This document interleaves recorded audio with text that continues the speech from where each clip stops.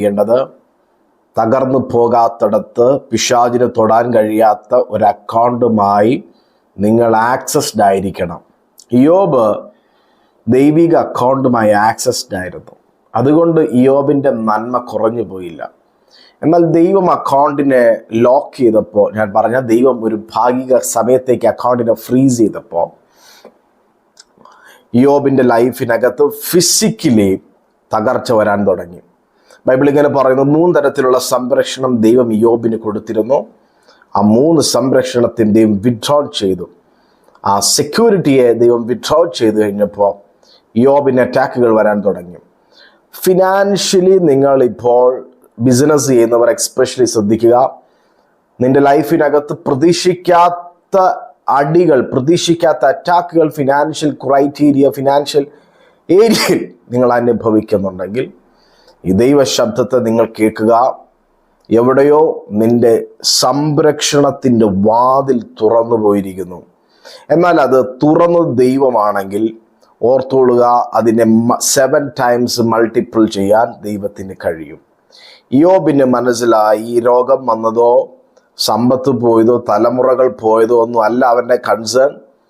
പരിപാലിക്കുന്ന സീസൺ ഉണ്ടായത്. ദൈവം എന്നെ പണ്ടത്തെ പോലെ പരിപാലിച്ചിരുന്നുവെങ്കിൽ കൊള്ളാമായിരുന്നു. What A powerful word. ദൈവത്തിൻ്റെ പരിപാലനമാണ് ഇയ്യോബിൻ്റെ സമ്പത്തും. ദൈവമായ യാഗബന്ധമാണ്, ദൈവമായ ആരാധന ബന്ധമാണ് ഇയ്യോബിനെ ധനികനാക്കിയത്. നിങ്ങളെ ധനികനാക്കുന്നത് ദൈവമായിട്ടുള്ള റിലേഷൻഷിപ്പാണ്. അവിടെയാണ് ഉറവകൾ തുറക്കുന്നത്. നിന്റെ ഉറവ സ്വർഗത്തിലാണ്, നിന്റെ നിക്ഷേപം സ്വർഗത്തിലാണ്.